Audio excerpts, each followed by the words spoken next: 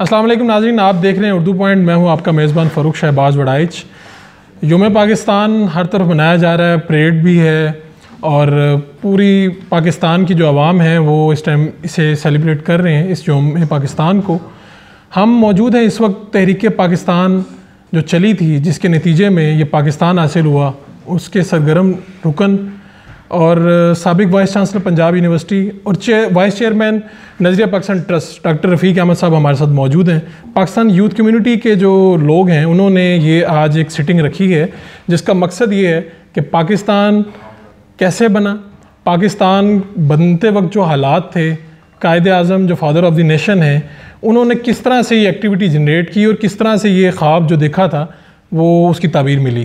تو ڈاکٹر صاحب آپ کا بہت شکریہ. آپ کا شکریہ، آپ نے بات بڑی کلیئر کر دی میرے ساتھ. سر ڈاکٹر صاحب، میں آپ کی باتیں تو سنتے ہیں لوگ اور آپ کو جانتے ہیں. ایک واقعہ ہے، آپ جب قائد سے ملنے جا رہے تھے تو آپ گر گئے تھے. ہاں، وہ واقعہ ذرا دوبارہ سننا چاہیں گے. یہ یوتھ کے لوگ بھی بیٹھے ہیں اور ہمارے دیکھنے والوں کے لیے بھی. بات یہ ہے کہ اسلامیہ کالج لاہور آپ جانتے ہیں، وہاں قائد اعظم آتے رہے ہیں، تو وہاں جلسہ ایک انعامات یعنی سرٹیفکیٹ ڈسٹریبیوٹ کرنے کا ایک تقریب تھی.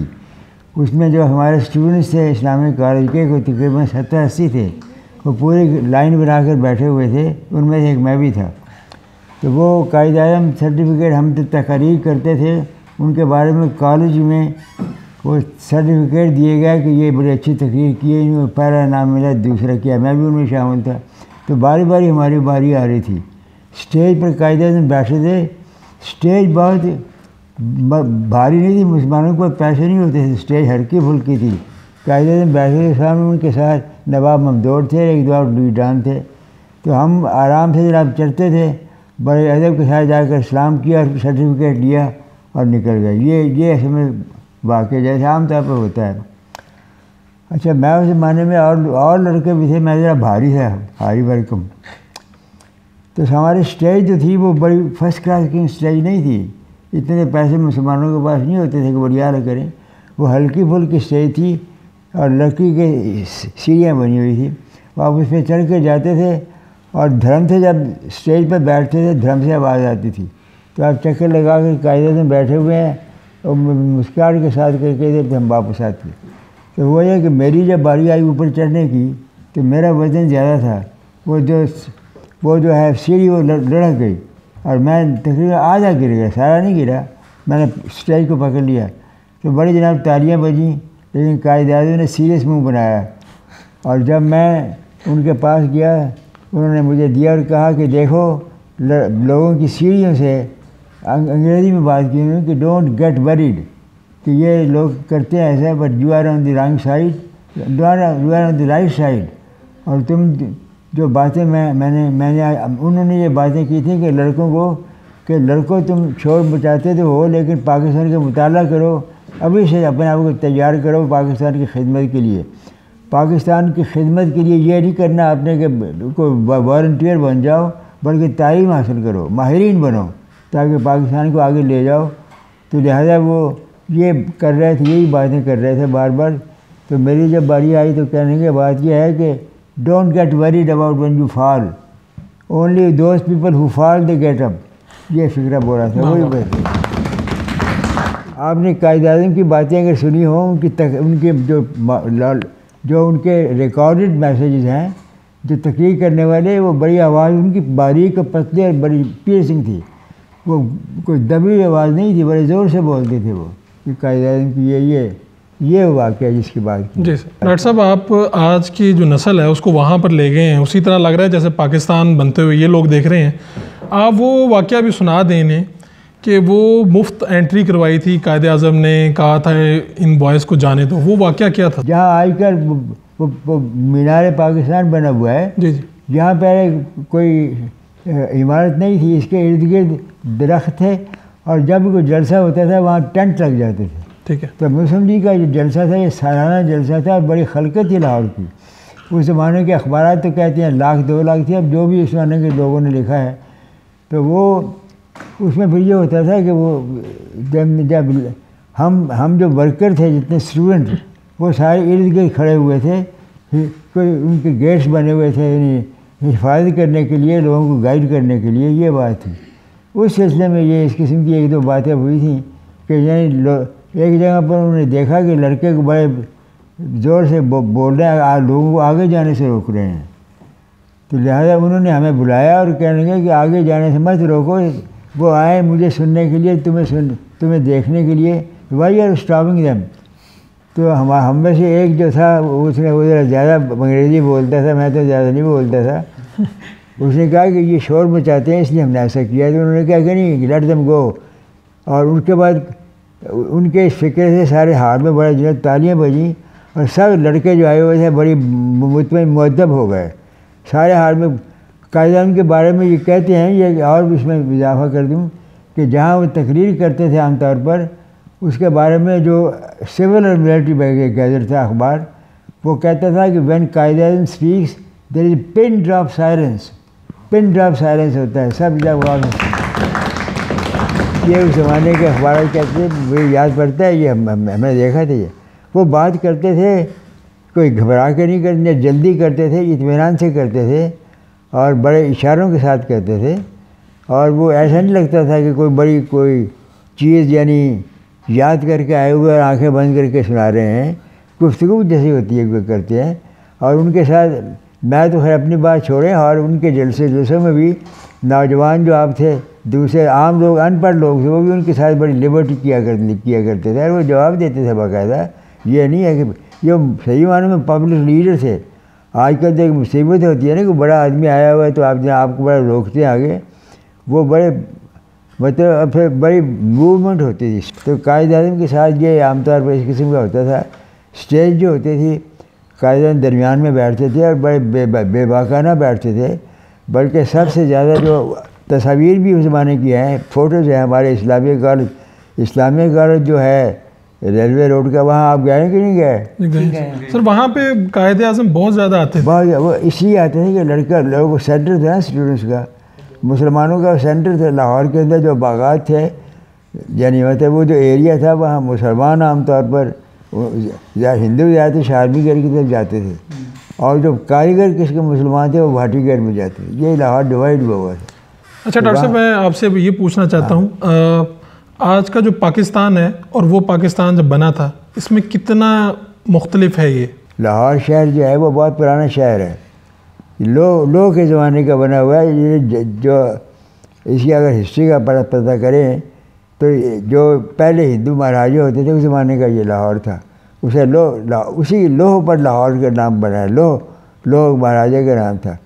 تو یہ اس کے بعد پھر جب مسلمانوں کا زمانہ آیا، محمود غزنوی آئے اور اس کے بعد دوسرے حضرات آئے جاتے تھے، تو یہ لاہور میں پھر ہمارے جو اسلامی تہذیب کا اثر آنا شروع ہوا، باغات بننے شروع ہوئے، عمارتیں شروع ہوئیں، سڑکیں بننے شروع ہوئیں، بڑے بڑے زمانے کے جو ہے۔ تو سڑکوں کا مطلب آج کل کے حساب سے سڑکیں نہیں، مطلب اوپن گراؤنڈ کو سڑک کے طور پر استعمال شروع کرتے تھے۔ تو یہ لاہور میں بڑی تبدیلی واقع ہو گئی، اور سچی بات ہے لاہور ایک بڑا خوبصورت شہر بن گیا اور بڑا ہائیلی پرائز شہر بن گیا، بلکہ شمالی ہندوستان کے دارالخلافہ سے سمجھا جاتا تھا لاہور کو۔ لاہور میں زیادہ لکھنے پڑھنے والے لوگ، ادارے بھی بڑے تھے اور بزنس بھی بڑے تھے۔ یہ زمانے کا جو لاہور ہے، جب پاکستان بنا ہے تو لاہور ڈیولپ تھا اس زمانے میں۔ لاہور اس زمانے میں زیادہ تر پرانے زمانے کے جو شہر ہوتے تھے، آپ اگر پرانے نقشے دیکھیں وہ قلعوں کی شکل بھی ہوتا ہے، قلعے ہوتے تھے باہر، لاہور کے چاروں طرف چار دیواری تھی اور دروازے بنے ہوئے تھے، جیسے اب بھی دروازوں کا نام آتا ہے دہلی دروازہ، فلاں دروازہ۔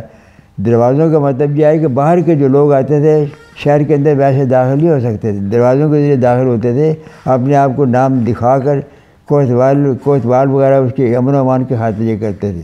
اب میرا جو بچپن تھا وہ اس زمانے میں لاہور ابھی پرانا ہی تھا، چند علاقے مثلا لاہور کے بعد باغات جو تھے یہ مغلوں نے بنائے تھے، دہلی دروازے کا باغ، موچی گیٹ کا باغ، شارمی کا باغ۔ لاہور ایک لحاظ سے قلعے کی طرح دیواروں کے، لاہور کی پرانی دیواریں آپ دیکھیں وہ باقاعدہ چار دیواری ہے، اور ان چار دیواری کے بعد چاروں طرف باغات تھے، اور ان باغات کی ایک بڑی خصوصیت تھی کہ یہاں نہریں بہتی تھیں، انہوں نے نہریں بنائی ہوئی تھیں، اور نہر جو آج کل نالے وہاں پرانے گندے نالے بستے کہ نہیں وہاں نہریں تھیں، اور نہریں ان کو پانی بھی دیتے تھے باغات میں، اس میں پھلوں کے باغات بھی تھے، گراس لینڈ بھی تھی، اور یہ لاہوریوں کی تفریح کا ٹائم بھی ہوتا تھا۔ لیکن ایک عجب بات وہی ہے کہ جیسے ہندو مسلمان کا مسئلہ چلتے کہتے ہیں، لاہور کے علاوہ دوسرے شہر بھی، لاہور بھی ڈیوائیڈڈ تھا ہندو اور مسلمانوں کا۔ میں نے بتایا نا کہ آپ دہلی دروازے سے اس طرف آئے، شارمی گیٹ ہے، موری گیٹ ہے، یہ سارے جو ادارے تھے باقاعدہ ہندوؤں اور سکھوں کے گویا کہ سینٹر تھے، ان کے مندر بنے ہوئے تھے، ان کی عبادت گاہیں کی بزنس ان کا یہاں ہوتا تھا۔ تو سر دوستیاں بھی تھیں لوگوں کے آپس میں دوستیاں بھی تھیں، رہن سہن بھی اکٹھا تھا ہندوؤں اور مسلمانوں کا؟ نہیں، شہروں کے اندر دوستی زیادہ تو وہی بازاروں کی دوستی ہوتی تھی، اور کوئی نہیں ہے۔ آپ مثلاً شارمی میں جا رہے ہیں چیزیں خریدنے کے لیے، وہاں ہندو بھی ہیں، مسلمان بھی ہیں، سکھ بھی ہیں، لیکن زیادہ سینٹر فسادات لاہور میں جو تھے وہ زیادہ نہیں ہوتے تھے، انگریزوں کے زمانے میں شروع ہوئے ہیں۔ انگریزوں نے دونوں کو لڑانے کے لیے یہ سلسلہ شروع کیا، کیونکہ اختلاف رائے بڑا تھا نا، ان کا سٹائل اور تھا، ہمارا سٹائل اور تھا۔ یعنی اب بھی اگر آپ پرانے شہروں پہ چلے جائیں پاکستان کے، آپ وہاں منظر دیکھ سکتے ہیں۔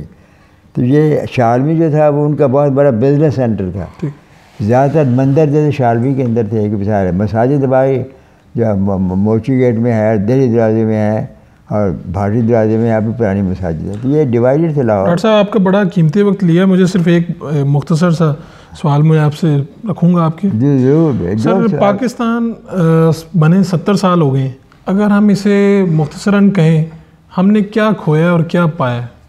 ہم نے غلامی کھوئی اور اپنی تہذیب جو تھی اس کو دوبارہ یعنی پایا ہے، آزادی حاصل کی ہے۔ اور آپ لاہور پر دبا ہوا تھا، لاہور کے اندر انگریزوں کے زمانے میں انگریز حکمران تھے، اور وہ حکمران معمولی حکمران نہیں تھے، بڑا زوردار طریقے سے حکمرانی کرتے تھے۔ ان کے کوتوالوں کا سسٹم تھا، وہ دیکھتے رہتے تھے کئی لوگ باغی باتیں تو نہیں کر رہے، انگریزوں خراب تو نہیں کر رہے، ان کو پکڑ بھی لیتے تھے۔ اندر قلعہ بنا ہوا تھا، اس میں سارے آپ کی ساری یعنی جن کو پکڑتے تھے وہاں، اور کوتوالیاں جس کا نام لیتے آپ، کوتوالیوں کے اندر چھوٹے چھوٹے بڑے بڑے مکانات قبضہ کیا ہوا تھا، جن کو پکڑنا ہوتا تھا ان کے ڈال دیتے تھے اس میں۔ مغلوں کی آمد کی وجہ سے ایک نئی تہذیب آ گئی، نئے لوگ آ گئے۔ اس سے پہلے زیادہ تر وہ ہندو سکھ تھا، بعد میں سکھ تو ویسے ہی پیدا ہو گئے درمیان میں، بلکہ یہ ان کے بارے میں تو میں معافی چاہتا ہوں۔ لوگ کہیں گے جی اگر سکھوں کے بارے میں بات کریں تو کہیں گے جی یہ تعصب کی بات کر رہے ہیں، تعصب کی بات نہیں۔ سکھ اصل میں اس زمانے کے گنڈے لوگ جو تھے رہتے تھے باہر، پرانی آبادیوں میں لوٹ مار کرتے تھے، یہ ان کی اولادیں ہیں ساری۔ بعد میں یہ مہذب ہو گئے چونکہ مہاراجا رنجیت سنگھ آ گیا، اس میں بہت سی چیزیں آ گئی، لیکن اس زمانے میں یہ اور زیادہ تر جو ہندو راجا اور مہاراجا جو تھے ان کے پرانے محلات تھے وہ بڑے اچھے انہوں نے رکھے ہوئے تھے۔ مسلمانوں نے نئے آبادیاں جو ہیں بسائیں، اور یہ سارے جو نئے باغات ہیں، نہریں وغیرہ سے مغلوں کے زمانے میں بنی ہیں، زیادہ تر مغلوں کے زمانے میں۔ اس کے وجہ سے یہ تبدیلی پیدا ہوئی۔ جب انگریز آئے ہیں تو لاہور اس زمانے میں مکس تھا، آبادیاں جو تھیں وہ آپس میں مکس تھی۔ میں اس زمانے بچپن کے زمانہ میں نے 9ویں کا آپ ذکر کیا ہے نا، میں اس زمانے میں ہم رہتے تھے لاہور کے اندر، ایک وہ ہے لوہاری منڈی کا، ایک آپ میں کوئی لوہاری منڈی کا رہنے والا تو نہیں ہے۔ لوہاری منڈی جو ہے یہ گویا کہ مسلمانوں کی آبادی تھی، موچی گیٹ مسلمانوں کی آبادی تھی، اور شالمی جو تھا وہ ہندو اور سکھوں کا تھا زیادہ تر۔ اور اس کے بعد جناب چلے جائیں لاہور کے باہر کی آبادیاں ساری نئی آبادیاں، اس میں ہندو اور سکھوں نے نئی کالونیز بنائی تھی۔ بعض جگہ وہ تاجر بن گئے تھے، ان کے بڑے بڑے بزنسز تھے، ان کے پاس پیسے خاصے آ گئے تو انہوں نے پرانے لاہور کے بجائے باہر آبادیاں شروع کی، جسے آج کرشن نگر کہتے ہیں، سارے کہتے ہیں، نام ہی بتاتا ہے یہ اس زمانے کے بنے ہوئے تھے۔